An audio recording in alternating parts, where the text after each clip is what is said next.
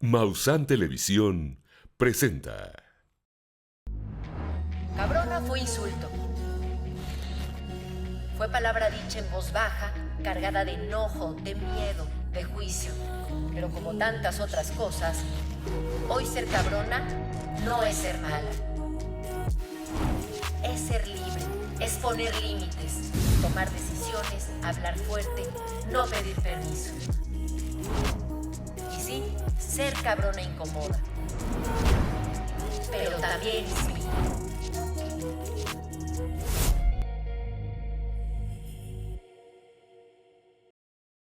El bullying no es un problema menor, no es una etapa que se supera, ni un ritual de crecimiento, es violencia. Y cuando sucede dentro de las escuelas, no se trata solo de lo que hacen las niñas, niños o adolescentes entre sí, sino también de lo que las personas adultas permiten, silencian o justifican. Porque la escuela es mucho más que un salón de clases. Es un espacio donde aprendemos no solo matemáticas o historia, sino también cómo se ejerce el poder, cómo se resuelve un conflicto y qué vale o no una vida frente a otra. Personal docente, directivo y personal escolar en general tienen una responsabilidad ineludible: prevenir, atender y erradicar el acoso. Pero demasiadas veces lo que encontramos son omisiones. Frases como "no es para tanto", "así se llevan" o "mejor ignórales" terminan convirtiéndose en complicidad. Y en cada omisión la violencia crece. Además, el bullying no afecta a todos por igual. Niñas, niños con discapacidad, estudiantes indígenas o migrantes y jóvenes de la comunidad LGBTI+, viven formas específicas y más crueles de acoso. Por eso necesitamos políticas públicas escolares con enfoque de género, que nombren y atiendan estas desigualdades en lugar de reproducirlas. Hoy, la urgencia es transformar las prácticas pedagógicas y de convivencia que todavía normalizan el maltrato. Porque enseñar también es cuidar, y una escuela que no protege traiciona su razón de ser. El bullying no es inevitable, es prevenible. Y la diferencia entre una infancia marcada por el miedo o una vida plena depende en gran medida de que las personas adultas de la comunidad escolar asuman la tarea que les corresponde: garantizar espacios seguros donde cada niña, niño y adolescente pueda aprender sin miedo. Bienvenidas y bienvenidos a tu programa Cabronas. El día de hoy cerramos con broche de oro el especial de bullying, platicándolo específicamente en los espacios educativos. Ya quiero que conozcan a la especialista del día de hoy. Vamos a conocerte, doctora. Hola, yo soy Tania Ramírez Hernández, soy directora ejecutiva de la REDIM, Red por los Derechos de la Infancia en México, que es una red de más de 80 organizaciones de la sociedad civil que nos dedicamos a pensar el mundo con enfoque de infancias, a analizar cuáles son los desafíos que viven, qué tipos de violencias y alternativas a la violencia podemos construir de la mano con ellas y ellos, e intentando entablar un margen en el que los derechos humanos no se olviden de que niñas, niños, adolescentes son personas y son titulares de derechos. Tania, qué honor conocerte. Muchísimas gracias por tenerte por aquí. También, por supuesto, iba a estar con nosotros Lili y Ale el día de hoy en este especial. Claro que sí, muchas gracias, Andrea, por la invitación, y además muchas gracias a Tania. Yo sé que te gusta que te digan Tania, pero la doctora Tania, ¿no? Por haber accedido, por habernos abierto un espacio. Yo quiero que sepan que Redim no es cualquier cosa, ¿no? O sea, de verdad es una red impresionante en el país. El trabajo que hacen, creo que son más de 80 organizaciones 90 a las que agrupan, ¿no?, lideradas por una mujer. Yo casi lloro con esto. Pero muchas gracias por estar aquí. Y gracias, Ale, también, que me encanta siempre compartir espacio con Ale. No siempre podemos. No siempre podemos, pero me siento muy interesada por el tema, ¿no? Dijeron bullying en las escuelas, y mi primer comentario fue: las escuelas son horribles. Porque mi experiencia es de haber sido una niña que recibió mucho bullying, ¿no? Creo que es un tema para mí sensible, y que, como bien lo dice, es en la editorial. O sea, una escuela que no salvaguarda el bienestar de un niño, que no solamente se enfoque en el aprendizaje, sino que esté seguro, de todas las formas en que pueda estar seguro, ha fallado. Claro. Ha fallado como institución. Claro. Doctora, entonces, a ver, a lo mejor empecemos por ustedes que conocen el panorama nacional. ¿Qué tan grave? Yo comentaba, ¿no?, al inicio con la doctora que yo decía, el bullying es grave, el acoso escolar es muy grave, lo veo en las noticias, yo ya no tengo hijos pequeños, entonces también como que una pierde de vista esto, pero veía mucha noticia y empiezo a buscar sobre el tema y casi no encuentro información para atenderlo, denuncias, sí, o sea, casos, sí.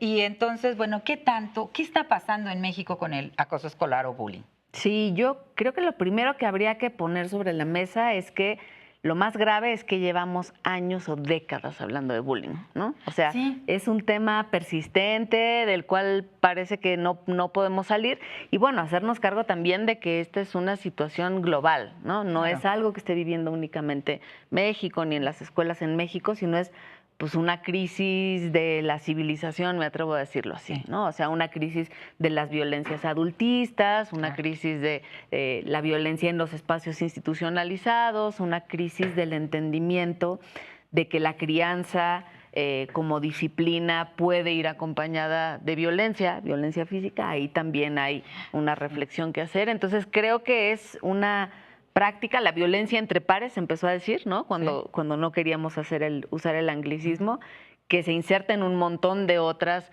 dinámicas de violencia, de poder, por supuesto, de falta de reconocimiento y de respeto a las diferencias, etcétera, ¿no? Dijiste persiste, yo diría se agrava.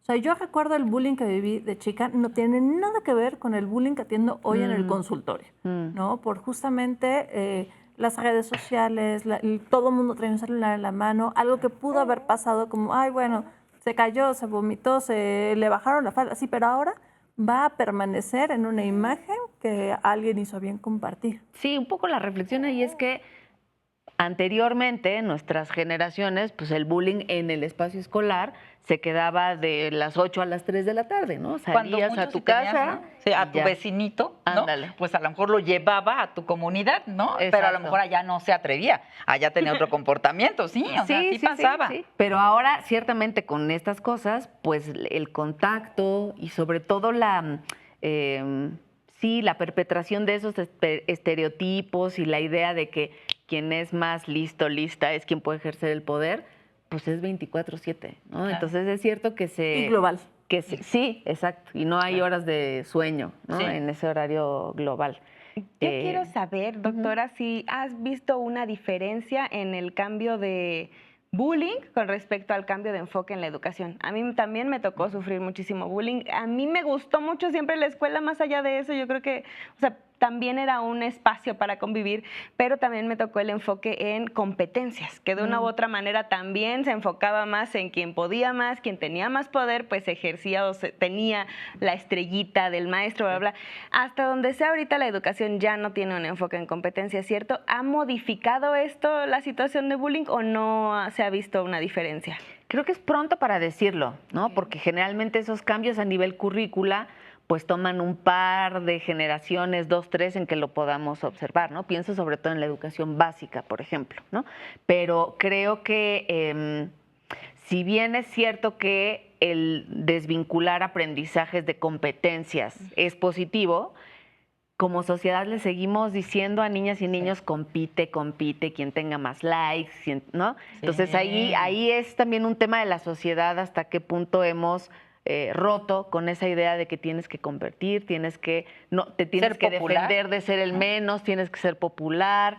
Creo que ahí como sociedad les mandamos mensajes bien contradictorios a la chaviza, ¿no? O sea, por un lado, no pelees, cultura pórtate de paz, bien, ¿no? etcétera. Esto que he oído ahora. Sí, cultura de paz, pero al mismo tiempo, si te dan, defiéndete. Si llegas así, yo te voy a dar, ¿no? Si no te defiendes, te toca doble. Sí, hay un montón de esos comportamientos en donde, claro, también, ya sé que lo hablaron antes, pero las capacidades instaladas a nivel familias, pues son muy bajas. O sea, a veces no se le puede recargar a una mamá que tiene un trabajo y la abuela vende dulces en la escuela y el papá no está porque se fue a los Estados Unidos, etcétera.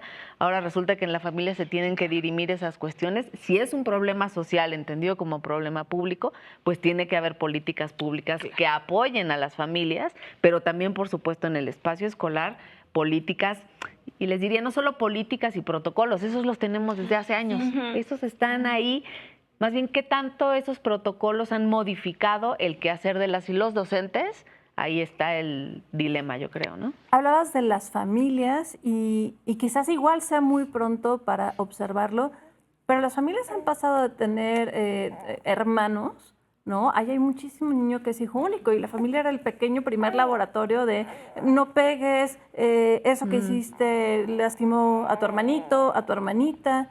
¿Qué responsabilidad estamos dando a las escuelas de que ahora ellos sean el espacio donde se aprende de principio y de fin a convivir con pares? Sí, yo creo que ese tendría que ser quizá el mayor aprendizaje pandémico, ¿no? Que vivimos después de la pandemia por COVID. O sea, me acuerdo que todos los que teníamos hijos en ese momento era, ya me da igual las matemáticas, la historia, ya luego se repondrá, etcétera.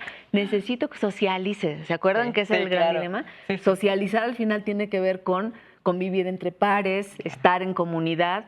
Y ahí la verdad es que hay experiencias bien variadas. Quizá no siempre le damos todo su apapacho a esas buenas experiencias en donde escuelas de tiempo completo o de jornada extendida para las mamás que trabajamos Sí. y puedes dejar ahí a tu chiquilín, chiquilina de las 8 a las 5 de la tarde, pues pueden ser espacios en donde sí haya buenas prácticas de cuidado, de enseñanza al final de gestión de los conflictos y resolución positiva de los conflictos. O sea, yo creo que si en las escuelas se intenta desarraigar el bullying y se intenta hacer cultura de paz, no se está yendo en el sentido correcto si no se le dedica tiempo a aprender colectivamente las resoluciones de los conflictos, ¿no? Claro, yo creo que, por ejemplo, yo oía mucho en mi época, yo soy más grande que tú, Ale, esta parte, ¿no?, de la familia y la responsabilidad de la familia. Crecí con esta idea.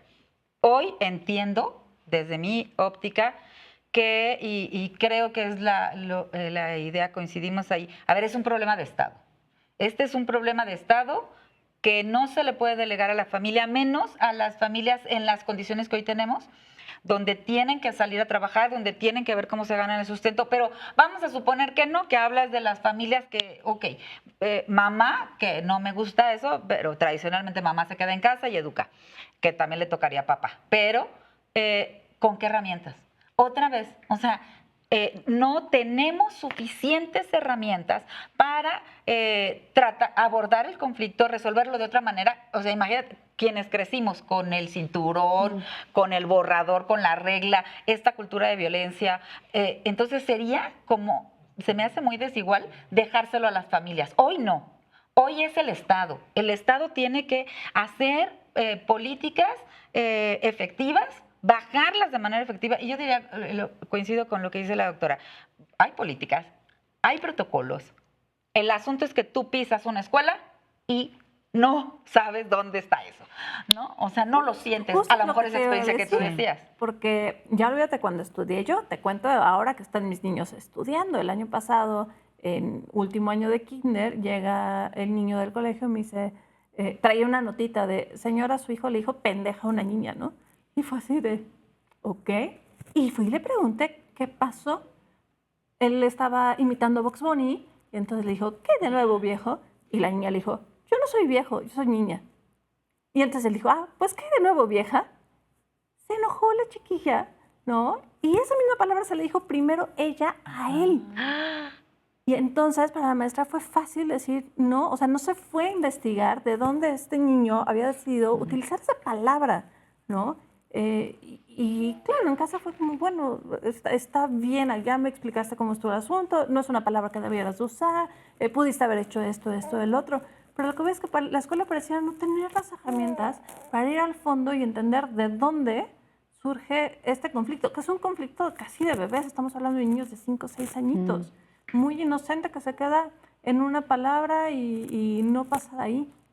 Pero pasa en las secundarias, pasa en las preparatorias, pasa en las primarias y no se queda en una palabra. Tengo chicos que decidieron no regresar a la escuela porque vomitar, ¿no? Y en el vomitar, bueno, el salón se los comió y los maestros no tenían herramientas para sostener a esta niña.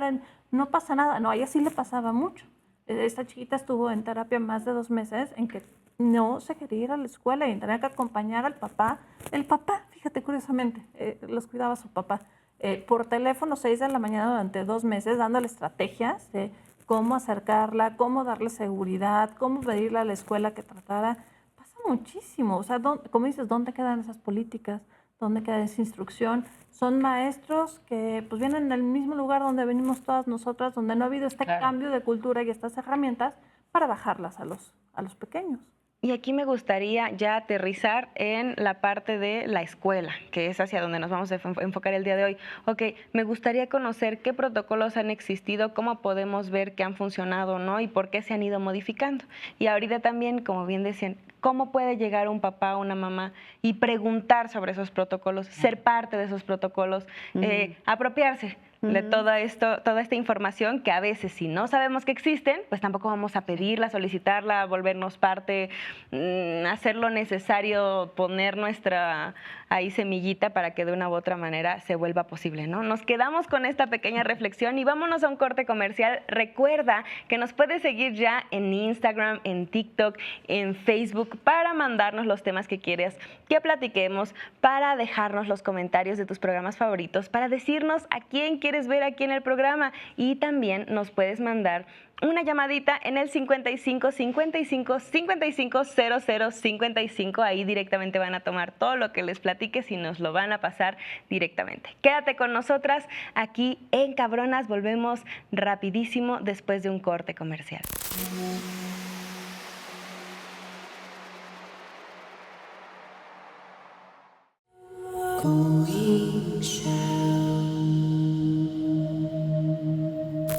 Muchísimas gracias a ti por quedarte con nosotras en este especial que cierra con broche de oro sobre el bullying. Ahorita platicando sobre, ok, vas a la escuela de tus hijos, ¿cómo sabes que tienen estos protocolos? ¿Cómo te haces parte? ¿Cómo pones tu semillita?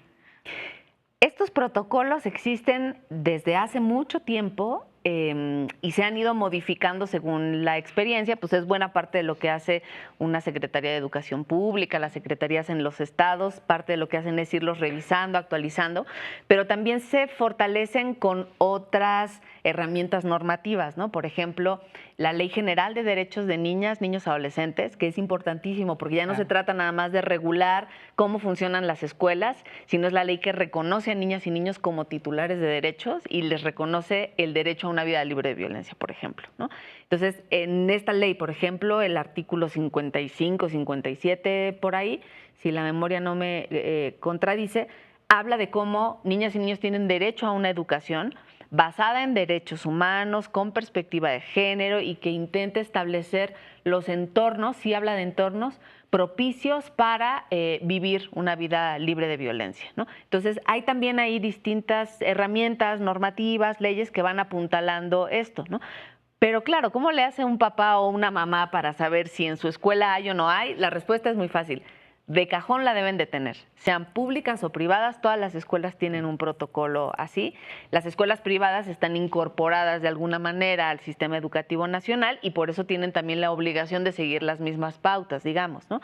Les recomendaría incluso hasta de Google, ¿no? Protocolo, violencia, bullying, CEP, y ahí sale, tenemos acceso a eso. Ahora, también las escuelas tienen estos comités de padres, madres de familia, hay incluso comités, dependiendo de las zonas y del tipo de escuelas, que puedan hacer grupos de trabajo especializados en esto, etcétera. Entonces, también ahí creo que mamás y papás tenemos que volvernos un poco más agentes comunitarios de la educación entendida como un acto social, ¿no? No nada más decir, pues ya yo lo dejo ahí en la escuela y háganse bolas, sino entender que debemos vincularnos, participar. Los espacios de participación también están en las escuelas y muchas veces conocer esos protocolos y conocer qué tanto se aplican está hasta que te metes al día a día de cómo se van resolviendo y dirimiendo las broncas en las escuelas, ¿no? ¿Y la normalización de la violencia? ¿Será igual en las públicas que en las privadas?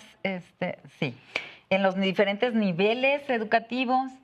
Sí, aunque las cifras nos dicen que según se avanza en la adolescencia pueden ser mayores, ¿no? Al menos las de violencia física. Les cuento rapidísimo, para poder medir, ¿no? Que es también algo importante porque a veces sentimos que estamos en la nebulosidad del bullying, que es cierto, no todo es bullying, no, ¿no? Luego también se le achaca mucho a los chicos, no, pues generación de cristal, ahora se quejan de todo.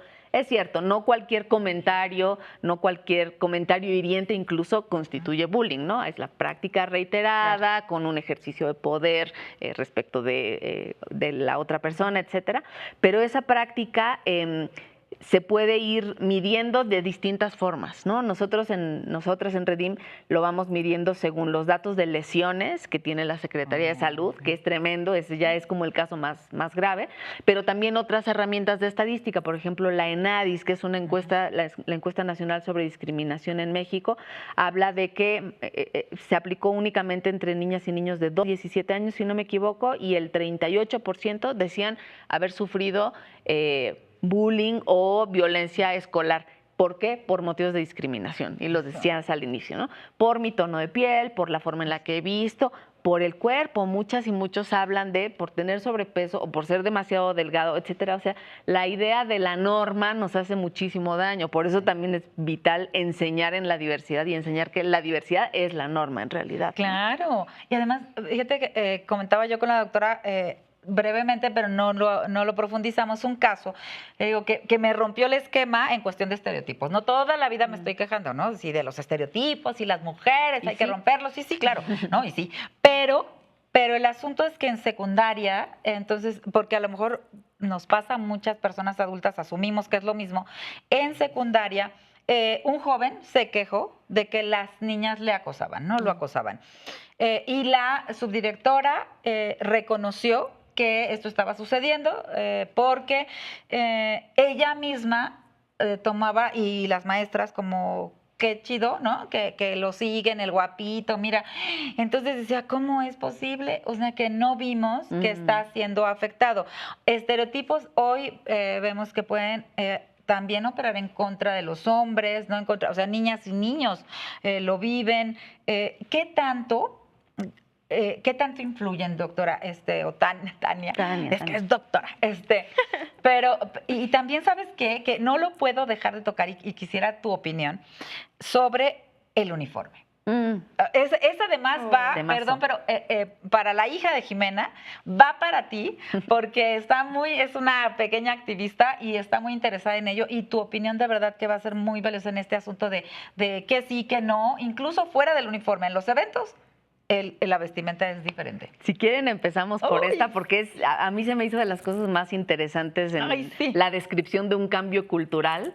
En tiempos recientes, recordarán cuando Esteban Moctezuma quedó nombrado como secretario de Educación en la administración pasada, una de las primeras medidas fue el uniforme unisex, no recuerdo ahora cómo se llamó la medida, que era muy positivo en el sentido de que las niñas pudieran dejar de usar falda, a veces hace frío, una quiere estar en pants, etcétera.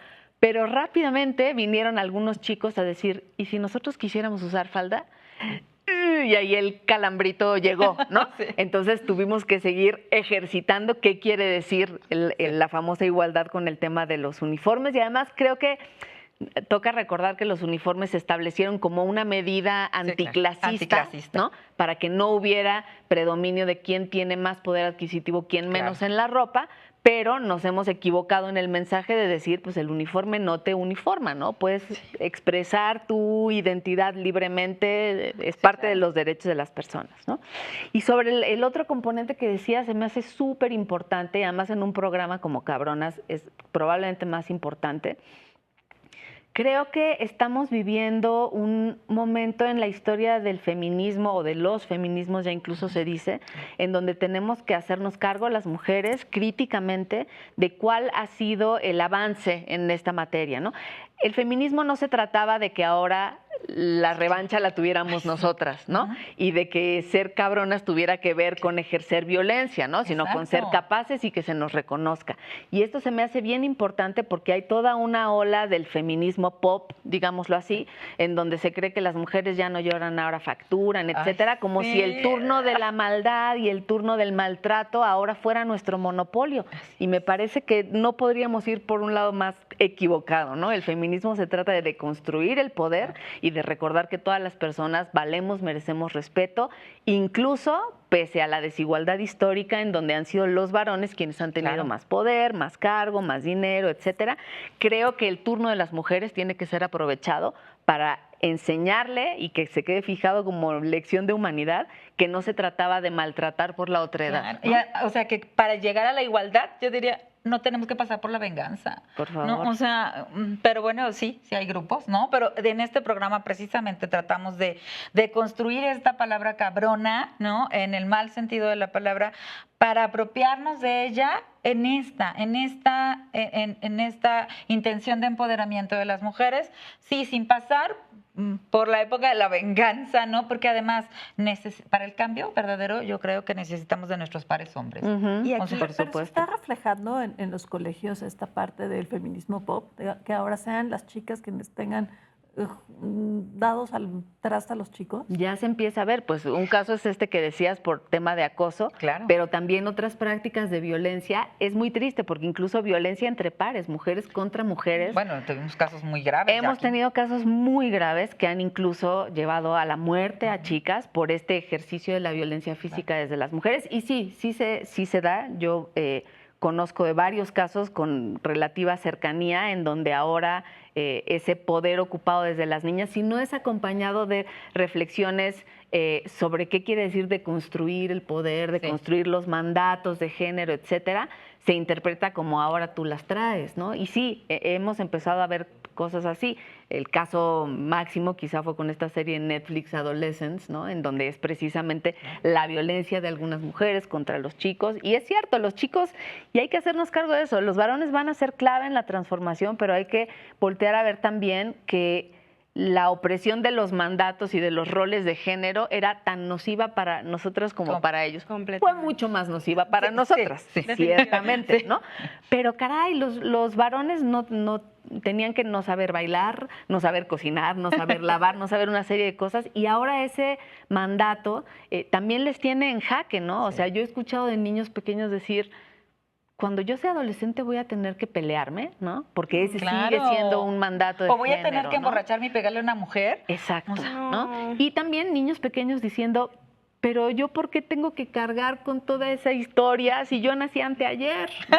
Entonces, Aquí está. y es, exacto, ¿no? entonces Ella no tiene por qué. es bien valioso que podamos acompañar las reflexiones de niñas y niños, incluso incorporando lo que nos dicen y haciéndoles estas preguntas y escuchando.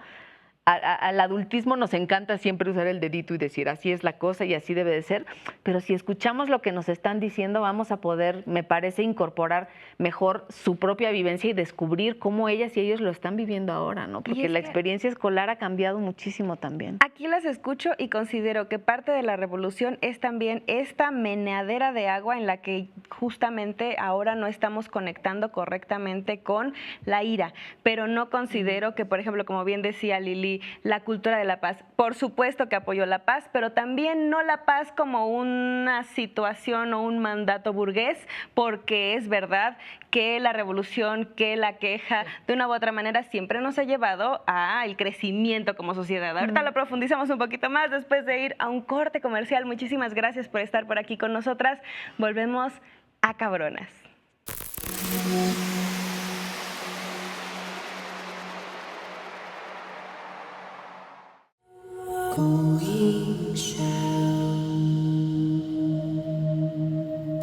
Platicábamos un poquito sobre cómo ahora, con todo este cambio social, puede que ahora las mujeres son las que de una u otra manera en la parte del bullying están tomando partido, Un rol. ¿ok? ¿Cómo podríamos, sí, mostrarles que la ira, la rabia es algo sano, es algo prudente? El conflicto es algo que nos lleva al crecimiento sin que ellas consideren que la venganza, o sea, que lo confundan con la venganza. Eso por una parte. Y por otra parte, ya me gustaría ir orientando la plática, cerrando esto, a lo que nos platicaba Ale fuera de cámaras. Sí, lo que se decía al principio sobre cultura de paz es importante en este sentido. Creo que las y los docentes deberían de imaginar formas de vínculo entre la enseñanza de la historia, por ejemplo, y la enseñanza de la resolución de los conflictos, ¿no? Estamos acostumbrados a que la historia la marcan las guerras y no hemos contado la historia de la paz, digámoslo así, ¿no? Entonces, sí que podría hacerse, y se hacen, de hecho, muchas indagaciones, investigaciones colectivamente con niñas y niños para que esto suceda, ¿no? Y después recuperar también que los espacios de normas, los espacios de acuerdos son tan importantes como los espacios que se le dedican a las ciencias duras, ¿no? Entonces, las escuelas que incorporan en su horario calendario un momento de acuerdos al inicio y al cierre, que tienen una clase de asamblea en donde se puede hablar de lo que está sucediendo, etcétera, están abonando a esta cultura de paz, ¿no? O sea, al final a nadie nos enseñan cómo resolver conflictos. Es un aprendizaje colectivo en donde tiene que haber guía, etcétera, y entender la paz no como la paz negativa, ¿no? que es incluso así un concepto, sino paz positiva. Paz negativa es ausencia de guerra igual a paz. No, paz positiva es el conflicto es natural, la violencia no es natural, ¿no? Exacto. ¿Y cómo hacemos para que esa resolución de conflictos, también se habla de que más que resolverse hay transformaciones positivas, ¿no? Bueno, si en un conflicto había una situación, ¿cómo transformamos esa situación para que siga estando presente, porque es parte de nuestra realidad, de nuestra verdad, de lo que sea, y cómo hacemos que esa transformación nos dé herramientas? Y puede ser desde tan chiquito como el turno en la fila, como el uso del bebedero, como no hay nada chiquito, ¿no? O sea, si entendemos que las escuelas están ahí para enseñar, pero el aprendizaje no es únicamente la currícula, sino es la experiencia de la vida. Exacto. Las y los docentes pueden y deben utilizar cada oportunidad para compartir y acompañar, ni siquiera es enseñar, ¿no? Como si los niños fueran vasijas vacías que hay que llenar, ¿no? Es acompañar ese aprendizaje también socialmente con chicas y chicos que por otro lado tienen mucho que decir, ¿eh? Tenemos que seguir escuchando sus voces, no solo sus quejas, sino sus propuestas. A veces las soluciones de los conflictos en las aulas salen de las propuestas de chicas y chicos. Claro. Y ahora sí, me gustaría que Ale nos platicara un poquito con respecto a su vivencia en escuela, porque creo que nos puede regresar al tema del día de hoy para saber qué le está faltando a los docentes y por qué no están observando las oportunidades de crecimiento que tienen dentro de las escuelas. Has hablado mucho del poder y al final la escuela como institución es un espacio donde hay cierto poder. ¿Qué pasa con nosotros, con papás, cuando llegamos y decimos, oye, a ver, yo me estoy informando, yo me estoy formando, yo estoy a favor de esa cultura de paz, de la no violencia, y te pido a ti, colegio, que observes esto, esto, esto y aquello? Y que el colegio te sale con, no, aquí se ha hecho siempre de esta manera, usted es una mamá hipervigilante, relájese a veces a tomar una tacita de té porque aquí nosotros tenemos el control. Esto es real, o sea, la escuela que yo había de principio elegido para mi hijo, porque me parecía que tenía las mejores instalaciones, el mejor programa, pues vamos, lo que estamos buscando como papás, que sea la mejor opción dentro de mi zona, porque tampoco me voy a aventar el tráfico para irme a otra zona, y que me salgan con, no tenemos problema con el niño es maravilloso, usted es una mamá hipervigilante y por eso no los queremos en el colegio.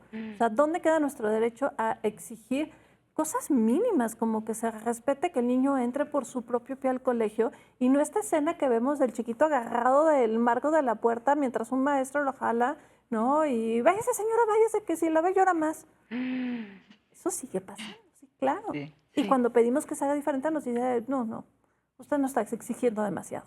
Y es que ahí yo regreso a lo que platicábamos al inicio y ahí sí observo que es una situación social, o sea, es una situación de base, o sea, de una u otra manera, en este momento no hay escuelas suficientes para los niños que necesitan o quieren ingresar. Y yo como hija de padres maestros y padres directivos observaba el sufrimiento de mis familiares porque había una mamá que quería que ingresara un niño más a la escuela y mi mamá decía, es que yo quiero que esté, pero uno ya no me permiten y dos, ya son 45 en el grupo, o sea, estoy lastimando a mis maestros porque no puedo dejarle a cargo a 45 niños solo. Entonces, esa por una parte. Por otra parte, yo creo que cuando se hacen de repente los sílabus, le decimos los lo que tiene que llevar a cabo la maestra en el año, o sea, las enseñanzas que tienen que dar, no se dan cuenta de que tiene que hacerlo con todos estos niños de manera individual y tiene que llevar todos estos temas. Entonces, si los maestros en este momento están saturados, aunque lo ideal sería que no cargáramos a los padres, o sea, porque justo Lili siempre nos viene y me encanta con un escenario ideal en el que buscamos justicia y no sobrecargamos a las familias que de por sí tienen una carga enorme.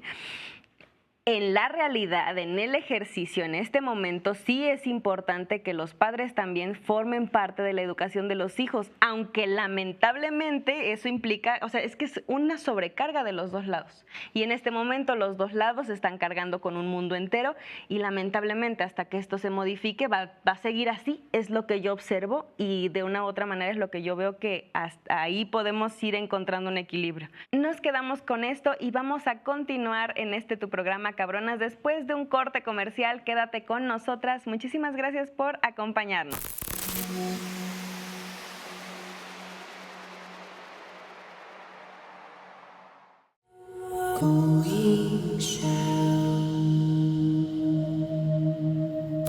Gracias a ti por continuar con nosotras en Cabronas. Quiero escuchar las conclusiones de Tania, por favor, porque ya estamos en el final del programa.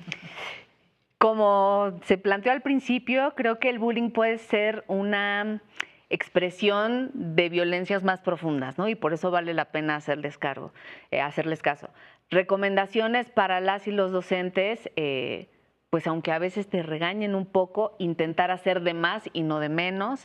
Esta historia de cómo sucedió fuera de la pared de mi aula, de mi escuela, ya no puedo hacer nada. No, socialmente podemos y debemos hacer más. Recomendaciones para padres y madres, cómo le hacemos para involucrarnos y no nada más para señalar o exigir, etcétera. Y recomendaciones a docentes, y esperemos que este nuevo modelo educativo esté dando para esto, cómo integrar los saberes de transformación positiva de conflictos en todo lo otro que sucede en el recreo, en la clase de matemáticas, en las que sean, ¿no? Y al final hacernos cargo de que no estamos atendiendo un problema menor, ya lo decías, sino probablemente una de las expresiones más críticas en una etapa vital de todo ser humano, que tiene que ver también con la violencia que después nos enfrentamos en las noticias, etcétera. O sea, si dejamos pasar el bullying, si no lo atendemos y lo resolvemos en su momento, eso después es como solo irle pasando la bolita a alguien más y vivimos el mundo adulto que estamos viviendo también en buena medida por eso, ¿no?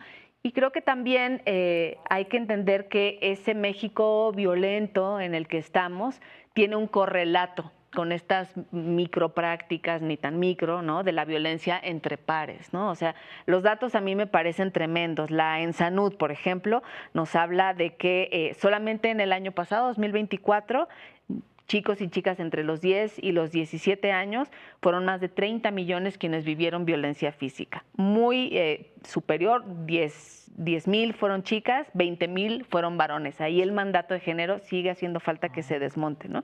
Y en los registros de lesiones de la Secretaría de Salud, solamente en este año hospitalizados, ojo a eso, solamente hospitalizados fueron unos 1,000 casos más o menos, es decir, que ya no fue un chichón, un golpe, etcétera, ya no fue ni siquiera administrable en la escuela, sino que tuvo que llegar al hospital, ¿no? Y ahí también 64% más o menos son los varones, 2 de cada 3 casos son adolescentes. Entonces, esa es la realidad que estamos viviendo en las escuelas. También tenemos que hablar y acompañar todo lo amorosamente que se pueda, chicas y chicos, porque lo que la sociedad les está diciendo todo el tiempo es: sé violento, no resuelve de otra forma las cosas.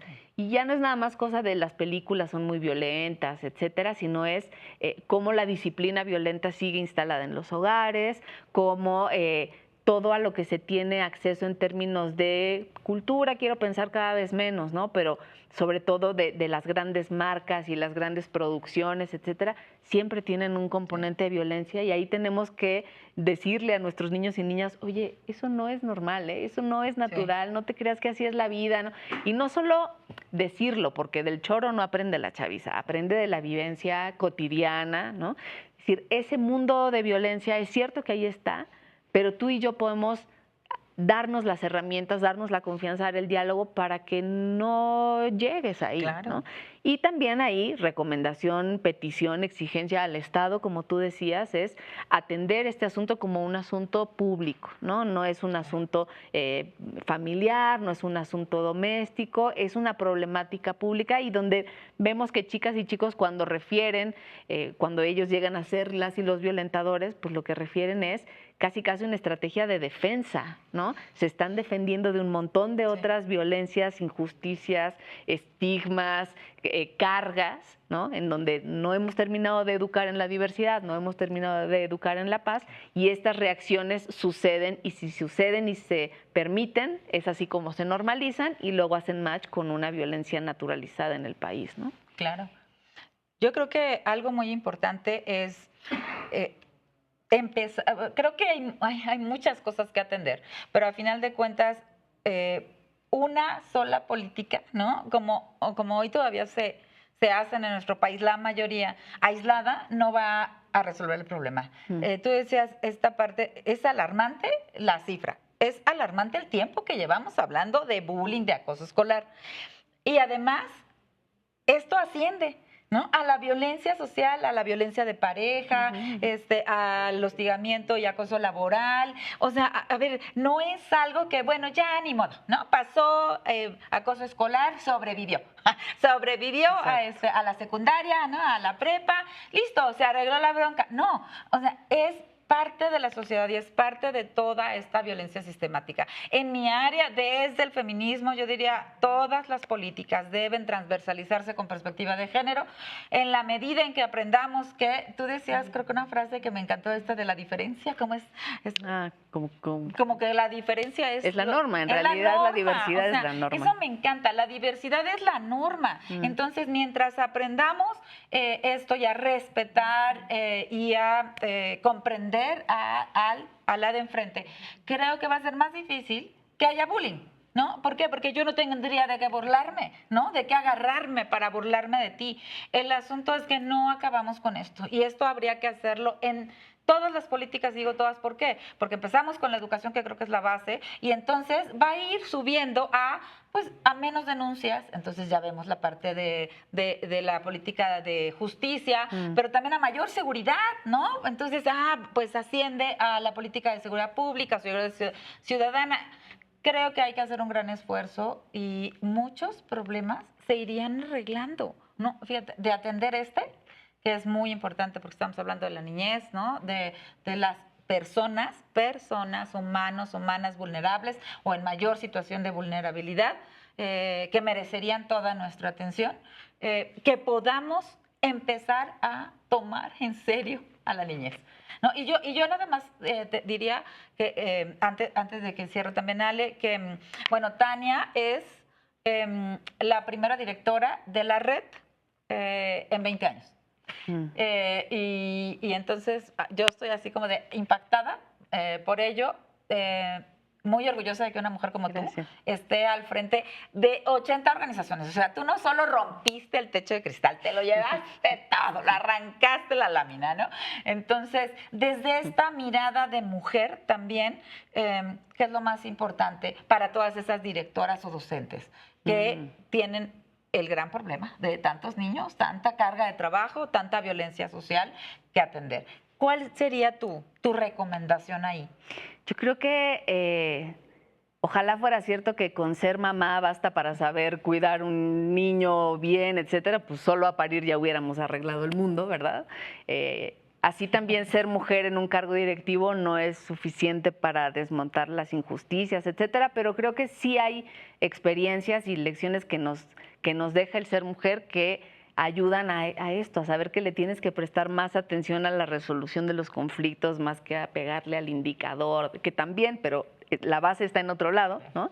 Y creo que también la conciencia sobre cómo las distintas opresiones y los esquemas en donde el poder, ya sea por machismo económico, por estatus, etcétera, operan a nivel macro y a nivel micro, sí es algo que a las mujeres que estamos al frente de iniciativas así nos puede dar elementos para saber en dónde poner los énfasis y cómo resolver de otras formas que también se están inventando, ¿no? Poder hacerlo. Muchísimas gracias, Tania, Ale, Lili, por acompañarnos el día de hoy. Así de rápido se nos fue el programa. Quédense con nosotras para los siguientes aquí en Cabronas. No fue insulto. Fue palabra dicha en voz baja, cargada de enojo, de miedo, de juicio. Pero como tantas otras cosas, hoy ser cabrona no es ser mala. Es ser libre. Es poner límites, tomar decisiones, hablar fuerte, no pedir permiso. Y sí, ser cabrona incomoda. Pero también es libre.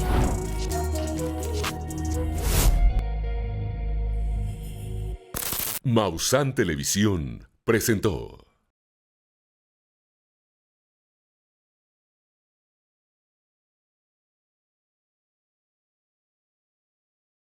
Encuentra todos los programas de Maussan Televisión en YouTube. Únete a nuestros nuevos canales: Misterio, Descubrimiento, Bienestar, Medio Ambiente y, por supuesto, sintoniza nuestra señal en vivo las 24 horas del día.